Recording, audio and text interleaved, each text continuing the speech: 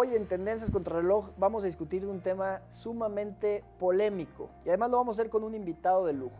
Conferencista generacional Edwin Caño nos va a acompañar para discutir sobre si existe o no la generación Z.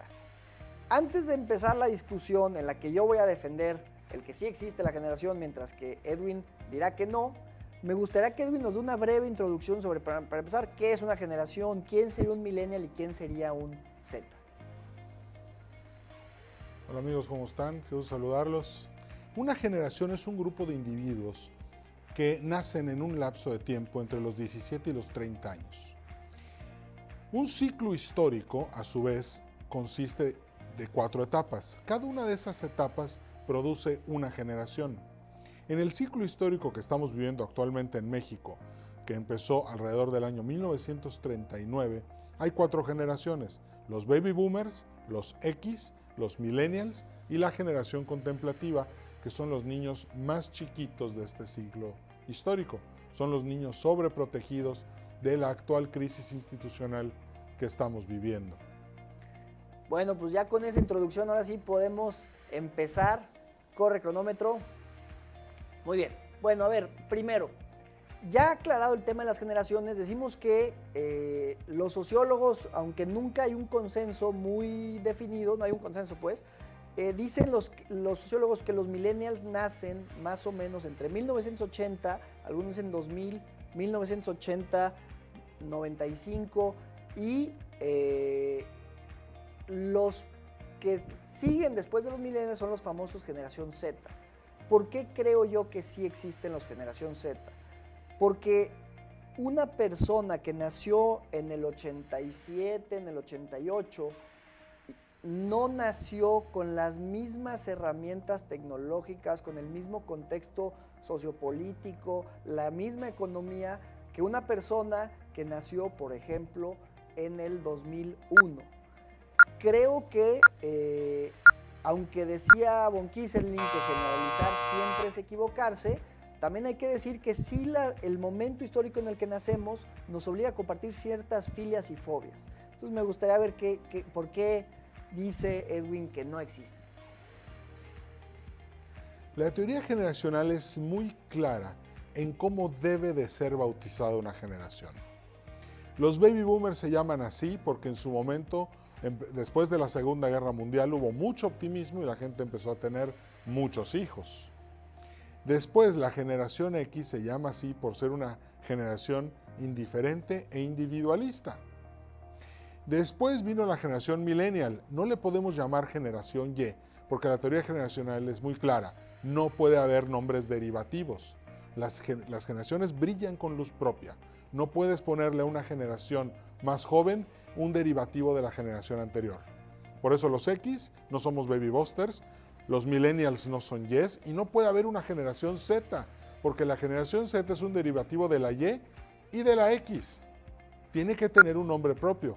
Por eso es la generación contemplativa, no la generación Z.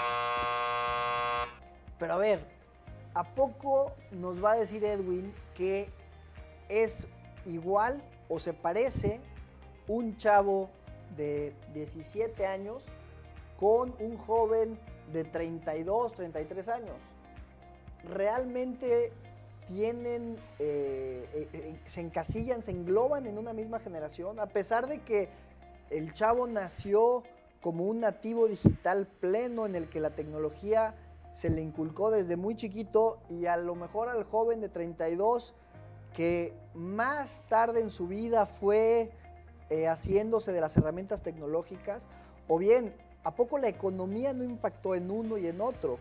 El tener papás de cierta edad con otros, creo que todos estos contextos me generan a mí la duda. ¿A poco no existe esta generación Z? En un ciclo histórico hay 4 etapas, ya lo dijimos. Una etapa es de instituciones fuertes. La siguiente etapa es de instituciones atacadas. Después vienen instituciones en decadencia y finalmente instituciones destruidas. Haber nacido en una de estas 4 etapas es lo que te define como generación. Probablemente el péndulo que se va moviendo entre el individualismo y la institucionalidad no esté en la misma posición en lo que nace toda una generación, pero finalmente sí es lo que los define.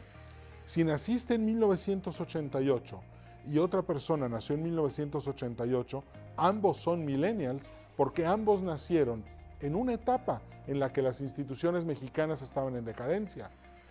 Probablemente la decadencia era mucho más notable en 1998-2000 que lo que era en el 88. Pero finalmente así fue como se llegó al 2006, que es el periodo de instituciones destruidas, que es lo que da pie al nacimiento de la generación contemplativa. Bueno, vámonos a conclusiones.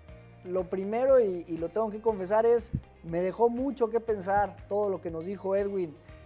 Creo que, como bien señala, no tiene que haber cambios drásticos. Puede haber dentro de una misma generación diferente nivel de, digamos, de peso en la situación o en el acontecer histórico de cada una de ellas, ¿no? Entonces, creo que es algo interesante, hay que analizarlo y también, no sé si comparta Edwin o no esto, pero en 20, 30 años quizá vamos a poder tener una mejor idea de ahorita. A veces creo que queremos brincar, ya estamos poniéndoles generación alfa a los niños cuando ni siquiera nos ponemos de acuerdo con los famosos Z.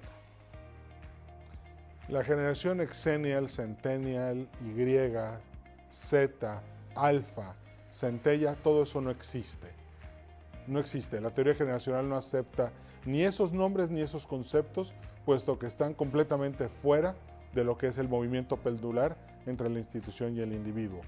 La generación contemplativa empezó a nacer en el 2006 en este país y va a ser la generación de niños que va a durar hasta el 2029 aproximadamente, y se espera que sean 40 millones de mexicanos. Va a ser una generación contemplativa, ¿por qué? Porque es más chica que la generación millennial. Los millennials son 46.400.000 mexicanos, la contemplativa van a ser 40. Las tasas de fecundidad y de natalidad en este país están bajando drásticamente. Ahorita estamos casi en un nivel de 2.1. Pero eventualmente a partir del 2030, con un nuevo boom poblacional, vamos a tener una generación que va a sobrepasar a los 40 millones. Y la generación contemplativa va a quedar atrapada entre una generación muy grande como los millennials y muy poderosa, y luego entre una generación de jóvenes más numerosos que ellos. Van a contemplar cómo el poder pasa por arriba de ellos sin que ellos puedan de verdad ejercerlo. Muchísimo que pensar. Muchas gracias, Edwin. Esto fue Tendencias contra el Reloj.